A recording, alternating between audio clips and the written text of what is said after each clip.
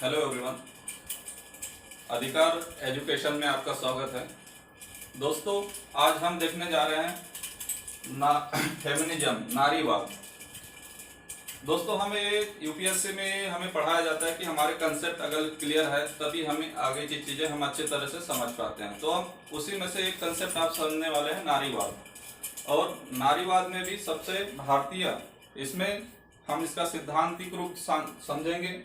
दूसरी बात यह है कि सिद्धांतिक कहाँ से इसका उत्पन्न हुआ, कैसे आया, नारीवाद क्यों क्रिएट हुआ और इसकी ज़रूरत क्यों पड़ी।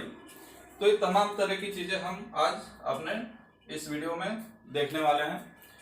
तो दोस्तों, नारीवाद दो कंटेंट्स में हम देख सकते हैं। पहला कंटेंट ये होगा कि भारतीय परिप्रेक्ष्य में इसका क्या महत्व है और वेस्टर्न कल्चर के परिप्रेक्ष्य में इसका क्या महत्व है। तो हम ये देखते हैं कि नारीवाद की शुरुआत कहाँ से हुई। पहली बात तो यह है कि ये आयत कहाँ से, इसकी जरूरत क्यों महसूस हुई। तो हम ये देखते हैं कि नारीवाद की शुरुआत हुई है, ये वेस्टर्न से हुई है। वेस्टर्न से यानी स्त्रियों पे तरह तरह के अत्याचार, शोषण और बहुत तमाम तरह की चीजों से ये नारीवाद उभर के आया है। तो दोस्तों, इसमें ये उभर के क्यों आया? क्योंकि अपने अधिकारों की मांग, सबसे पहले कि अपने अधिकारों की मांग के लिए इन्होंने संघर्ष किया और नारीवाद उसी से उभर के आया। अब ये नारीवाद ने पूरी वर्ल्ड में अपना एक अस्तित्व, एक पैरेलल, पुरुषों के पैरेलल उन्होंने अपना एक अस्तित्व बना के रखा है। और इसके अलग अलग टाइप भी हम आगे वाले वीडियो में डिस्कस करेंगे। लेकिन अभी हम एक ही टॉपिक पे यानी भारतीय कॉन्टेक्स्ट में इसका क्या महत्व है और नारीवाद को किस तरह से परिभाषित किया गया है।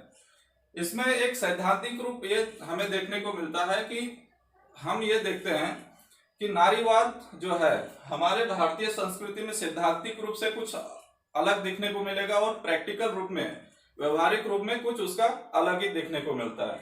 तो हम कृपया ये माइंड न करें कि रियलिटी कुछ और है और सैद्धांतिक रूप कुछ है। लेकिन हमारे यहाँ जो स्त्री को जो महत्व दिया गया है वो अद्भुत है। तो नारीवाद यानी दैवीकरण से ही हमारी नारीवाद की शुरुआत होती है।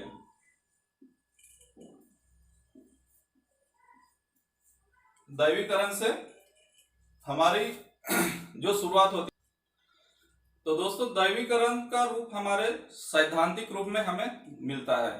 अब स्त्री को दैवीकरण यानी दुनिया में एक अद्भुत बात है कि स्त्री को हमने देवी का दर्जा दिया है, यानी इक्वल टू गॉड के बराबर हमने दिया है। जैसे पुरुष और स्त्री में हमने भेद कभी नहीं किया। हमारे सैद्धांतिक रूप में, हमारे ग्रंथों में, प्राचीन जो ग्रंथ है हमारे, तब से ही हमें यहाँ तक कि हमने हमारे देश का नाम हम बोलते हैं कि भारत है, लेकिन हम अपने देश को बोलते हैं कि भारत माता, है ना। यानी यहाँ तक कि देवी का दर्जा जो है एक हमारे एकदम ऊपर लेवल पे, यानी एक एक्सट्रीम लेवल पे है। उसी तरह से जैसे कि हम अपने नदियां हो गए, जो जो अच्छे गुण है, यानी स्त्रीत्व के जो अच्छे गुण है, जो केयर करते हैं हर चीज का, तो उस हिसाब से हमने इसको डेवलप किया है। यानी हमारी संस्कृति ने इसको अच्छे से प्रिजर्व किया है, अच्छे से इसको बढ़ाया है। लेकिन वास्तविकता में अगर हम देखते हैं तो वाकई में क्या स्त्री को इतना सम्मान, क्या शोषण नहीं हुआ है? हुआ है। लेकिन रियलिटी में सैद्धांतिक रूप और प्रैक्टिकल रूप में हमें अलग अलग थोड़ा डिफरेंस देखने को मिलता है। लेकिन जो नारीवाद है, तो भारतीय परिप्रेक्ष्य में हम इसको देखते हैं तो भारतीय परिप्रेक्ष्य में नारी का जो दर्जा है एकदम ऊपर की ओर रखा गया है। तो हम देखेंगे कि भारत में भी अब नारीवाद अपने अधिकारों के लिए लड़ना शुरू कर दिया है।